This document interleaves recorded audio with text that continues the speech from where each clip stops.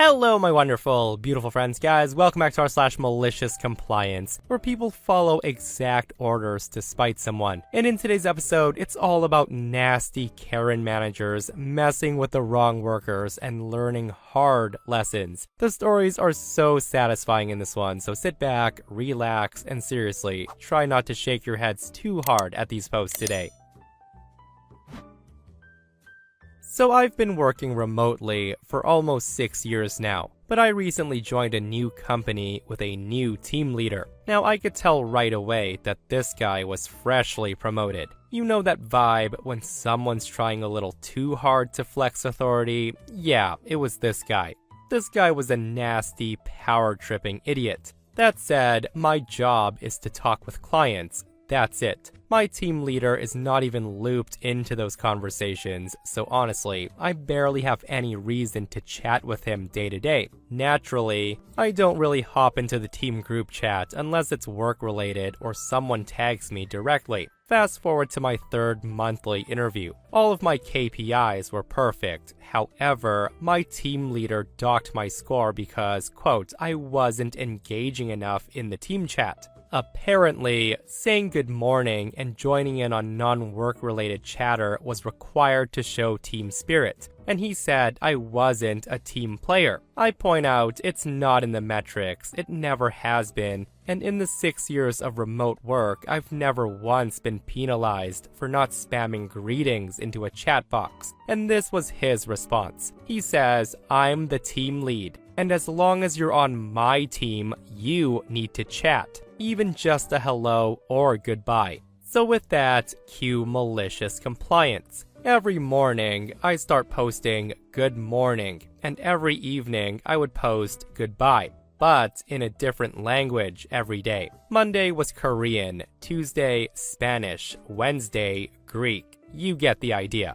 At first, my lead thought it was funny. And then the rest of the team joined in. They were all using Google Translate, and let's just say a lot got lost in translation. Some sentences even got flagged by our system, and eventually the general manager, his boss, had to ask what on earth was happening. Suddenly, my team leader wasn't laughing anymore. The guy DMs me and he says, please just greet in English from now on. I thought you'd have a bit more common sense than this. He then threatened if I didn't stop, he would report me to the general manager. And so far, I'm 3 weeks in. I'm still greeting the team in whatever language I feel like, and I'm still waiting for that GM call. And that's how you do it. It's just funny how the boss was like, you're required to engage in useless, meaningless chit-chat, but I don't like how you're specifically engaging in this useless, meaningless chit-chat. Like, same thing in the end, right?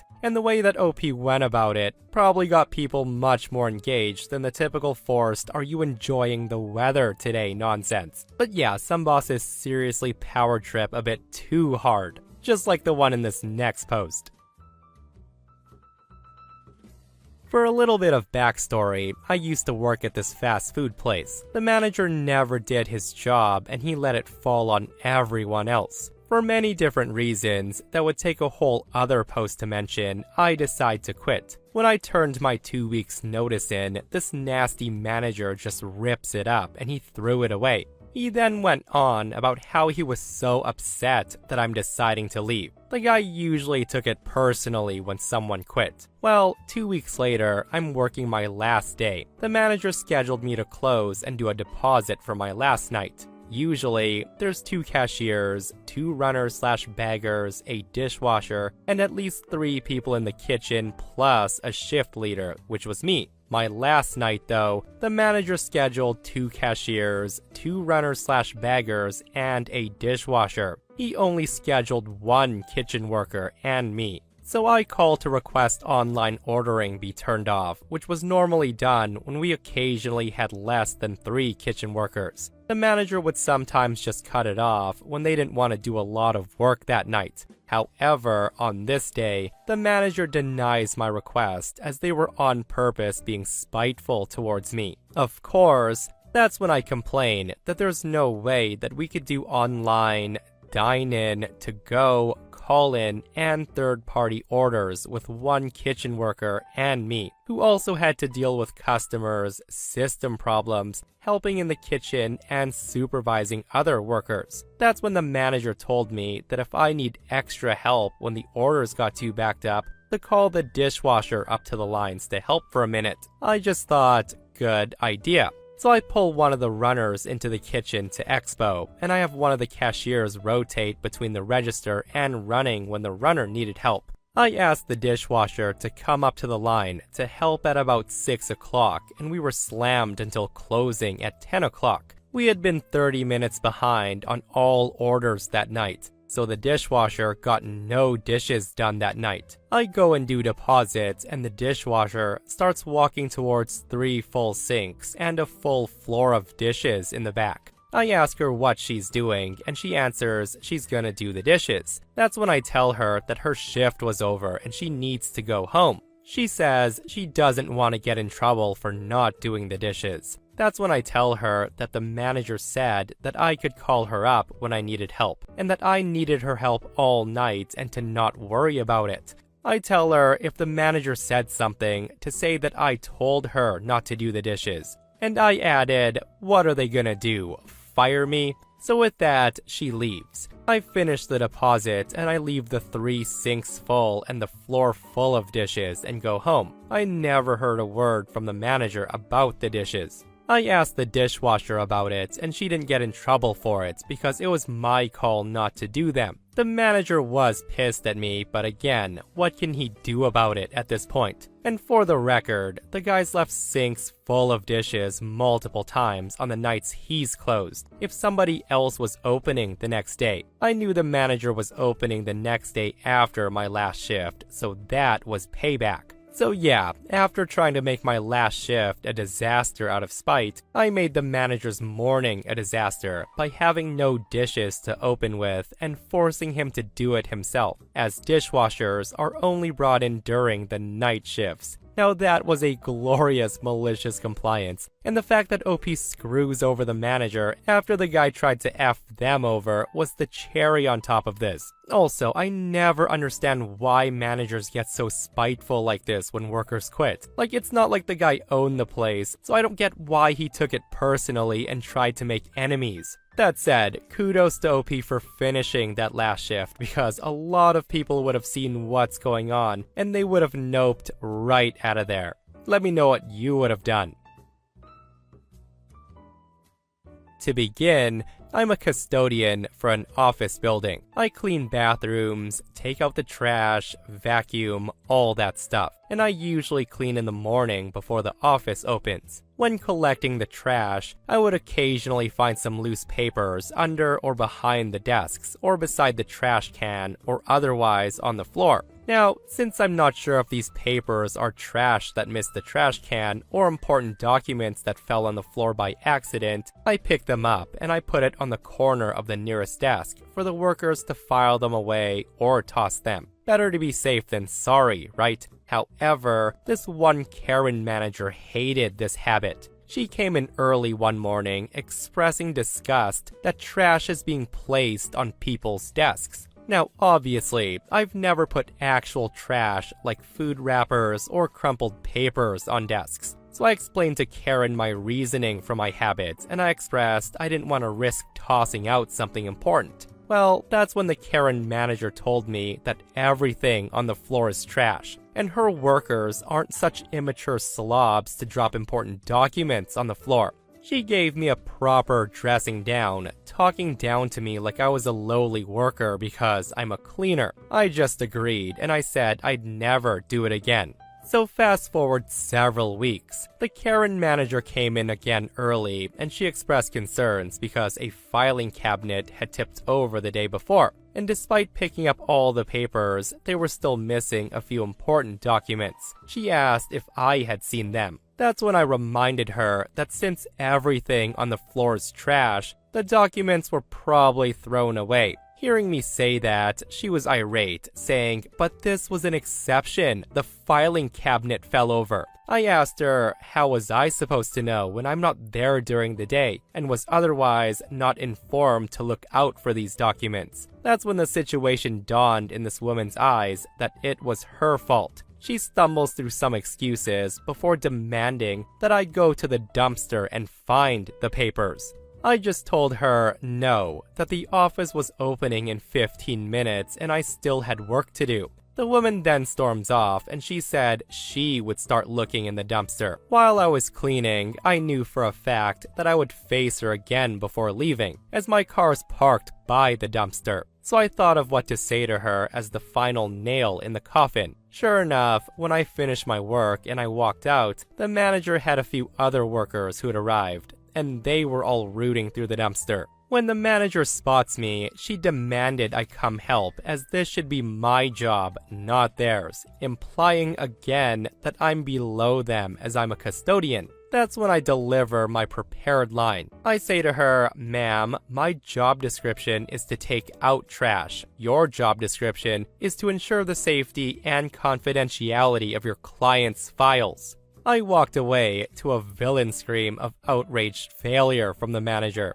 A few hours later, I get a text message saying that there will now be a special inbox shelf for me to place any papers found on the floor for workers to go through, and to please put anything I find on the floor on that shelf instead of the garbage. Yeah, how many hope they never ended up finding those documents and the Karen manager paid the price for it in some way because of the way she treated OP. And OP comments, "You suddenly learn who to respect when the toilet paper is 2-ply, the coffee filters and cups aren't restocked, and the kitchen fridge is cleared out." I haven't done any of this since it's cruel in my opinion, but custodians have more power over your workplace than many realize. And this person comments and says, "I had this happen to me. I picked up a crappy part-time 2 hours a night office cleaning job for a little extra money. Keep in mind, I didn't really need this job, so I didn't give one crap about it. Anyways, the cleaning supervisor was an absolute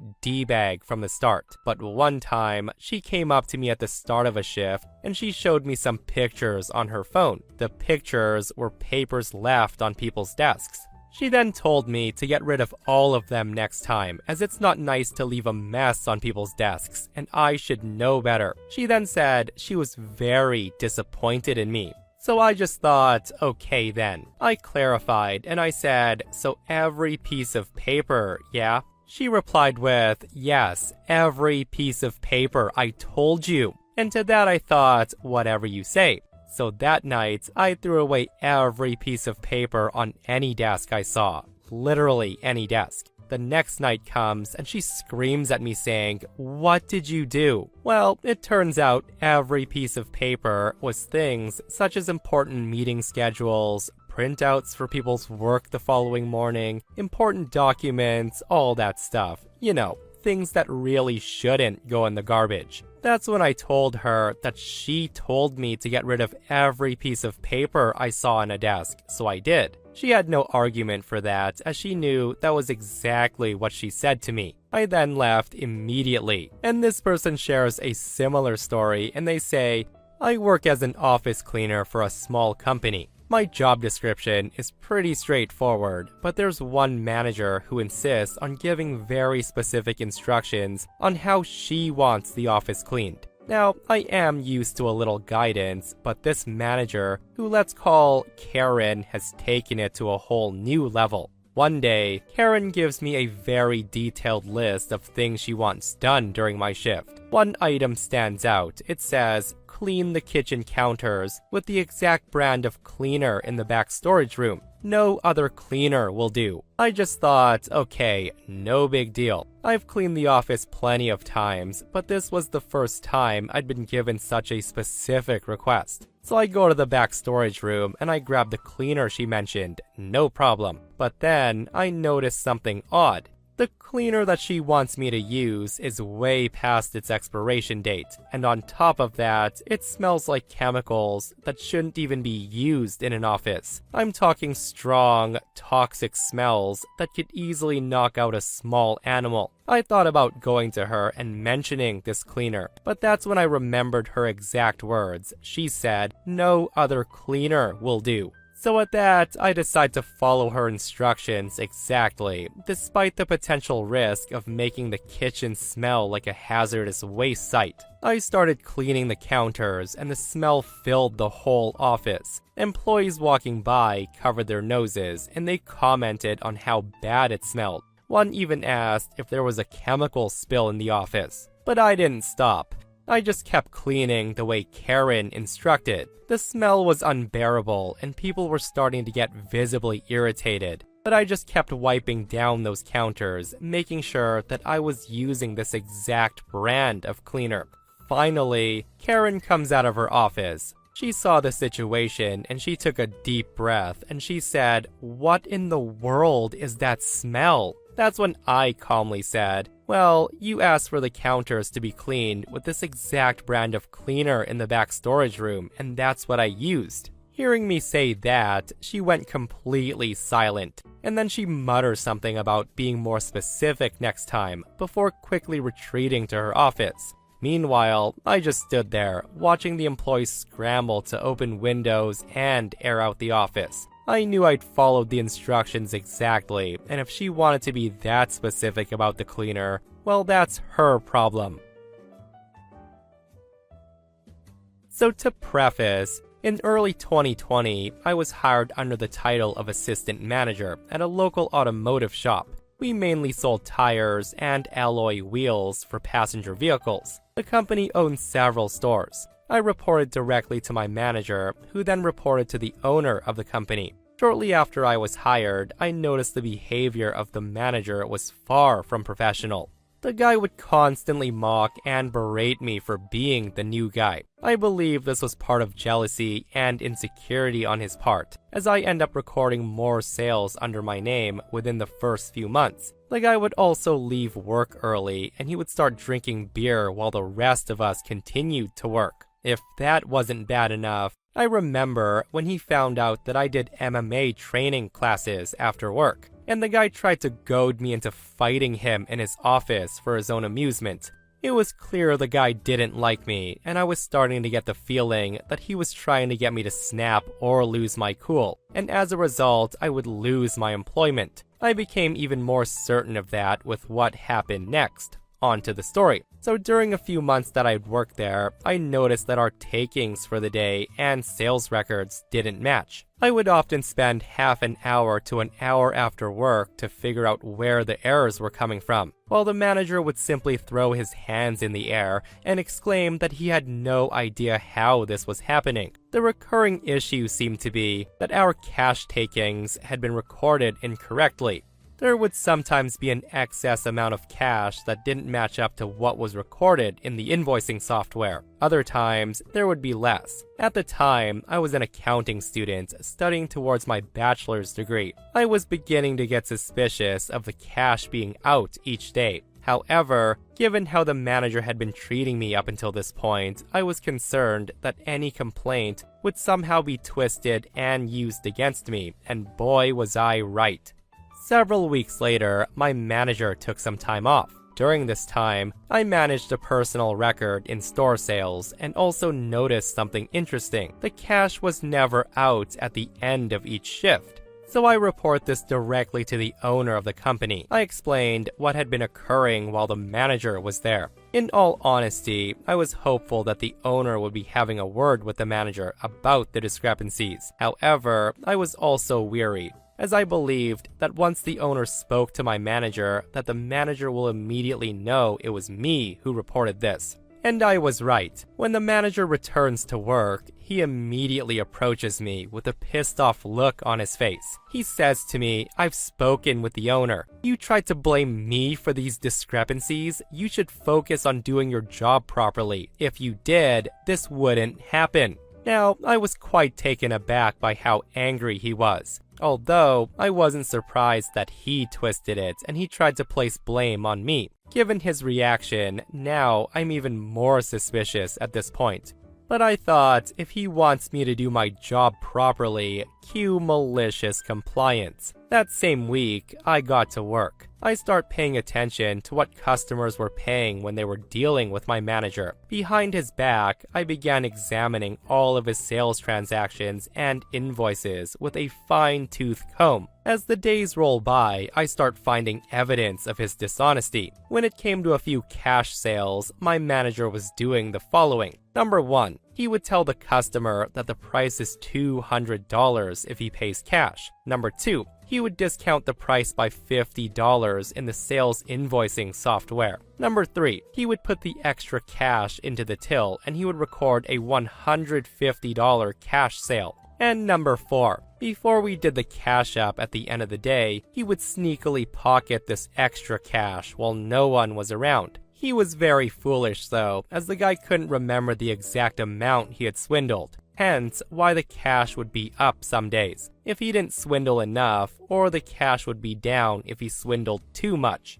In the end, I took screenshots of the discounts he'd been giving on sales, and I sent them to the business owner along with a report. It was a report of a detailed description of my findings. The report also showed that on all days he wasn't there for the cash count, there was no variance, and when he was there, well, you can see what was happening. The owner was infuriated. This man had trusted his employee for years, and the owner was so infuriated, in fact, that he ordered my manager to do a mandatory drug test. This was on the same day he found out, and no surprises, he failed. Turns out, the manager had quite the drug habit. This was most likely his sole motive for stealing the cash, and the owner was beside himself. We operate heavy machinery every day in the store, so the thought of a manager walking around high as a kite wouldn't sit well with any health and safety professional. In fact, it could have landed the owner in serious legal trouble if any accident or injury had occurred under this manager's watch.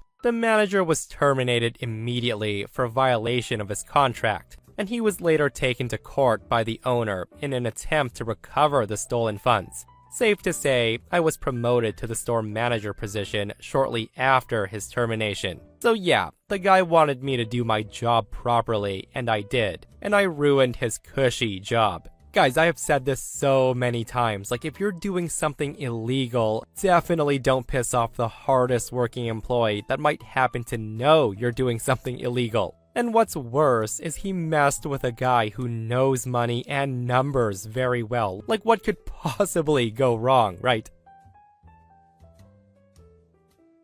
After graduating college, I worked for about 6 months as a cashier at a local chain sandwich shop. Mostly, it was a great job. The customers were mostly polite and my coworkers were friendly and helpful. I genuinely believed in the company's products. Even my bosses were great, except for one who we'll call the jerk. Now, this jerk was belligerent, vindictive, nitpicky, and pretty much an awful boss in every way a boss can be awful. The guy had the type of no excuses policy that defined excuse as literally anything besides yes sir, of course sir, so on and so forth. I could go on and on about all the different ways he was terrible, but this story is about one specific flavor of his awfulness. During our shifts, each employee had a certain section of the store they were assigned to keep clean in addition to their duties. The cashier section was the front counters and displays, and the coffee kiosk. I don't know if it was officially the manager's job, but as long as I worked there, whoever was the shift manager always took care of the outside patio area, except for the jerk. At first, he would say things to me like, "I'm really busy right now, could you clean the patio?" Which was fine. Part of the job description did state if you had free time and the manager asked you to do something extra, you did it. He was well within his rights. But one day, the guy suddenly starts asking me why I wasn't doing my duties by not keeping the patio cleaned. After all, the patio was part of my section. Now, it wasn't and never had been. I asked the other cashiers, and they all agreed that they'd never been told anything about the patio being part of the cashier section. Now, I didn't mind helping out with the patio if my other cashier duties were done, but it did irk me that he had taken something extra I was doing to be helpful, and he turned it into something that I was neglecting if I didn't do. It felt like a bait and switch, and I felt cheated. The bigger problem was that keeping the patio clean through my entire shift was a huge pain for me as a cashier. In the afternoons, I was often the only one at the counter, and customers would trickle in with a few minutes between each group. This meant that I was constantly having to run back and forth between the patio and the register, which did confuse customers, and it made it hard to get any actual work done on the patio. One day, when this was particularly bad, the jerk came up front and he starts yelling at me, saying why I haven't cleaned the patio. I start to explain that I keep having to come back inside to serve customers, but the guy cuts me off. Now, I don't remember his exact words, but it was something along the lines of, "That's no excuse. Cleaning this patio is your damn job. Now go outside and do your job, and don't you come back inside until the patio's clean." And seriously, the last sentence was music to my ears. I assure him that of course I would do exactly as he said. So I went outside and I start cleaning. A few minutes later, a family walks past me through the front doors into the store. Through the large front window, I watched them stand confused in front of an empty register. There was no one at it to serve them, and the jerk had gone back into his office to attend his oh-so-important manager duties of watching Netflix. Meanwhile, I just continued to clean the patio. A few minutes later, another family came in, and they joined the first, standing confused and now annoyed in front of the counter. At this point, the jerk must have noticed them on the security camera, because he came out of the office and he starts ringing them up. Then came another set of customers, and then another and another. The jerk was at the register, so he had to serve them. The guy was now being forced to cover my job because I was too busy doing his. I finished cleaning the patio, and I came inside, and the jerk immediately starts screaming at me, asking me where I'd been, why I wasn't at the counter, and couldn't I see that there were customers. I just put on my most innocent smile, and I said, "You told me not to come back inside until I finished cleaning the patio. I assumed that meant you would take care of serving the customers, since I can't possibly be at two places at the same time." The guy just glared at me for the longest moment, and then he mumbled something about how I should have known what he meant, and I'm never allowed to pull a stunt like that ever again. He just shuffles back into his office. Now, it's not much of a victory in the grand scheme of things, but seeing the momentary flash of panic in his eyes as he realized that his do-as-I-say, no excuses policy had backfired had me giddy the rest of the day. And that, my friends, brings us to another end of r/malicious compliance. Guys, I hope you enjoyed today's stories. If you did, hit that thumbs up. And if you're not subscribed, consider subscribing so you don't miss these crazy stories. And if you missed the last episode on the channel, it's an r/entitled People episode, where psycho Karens are running wild. So if you missed that one, go check it out if you haven't, and myself and Stevie Boy will see you guys in the next one. We love you.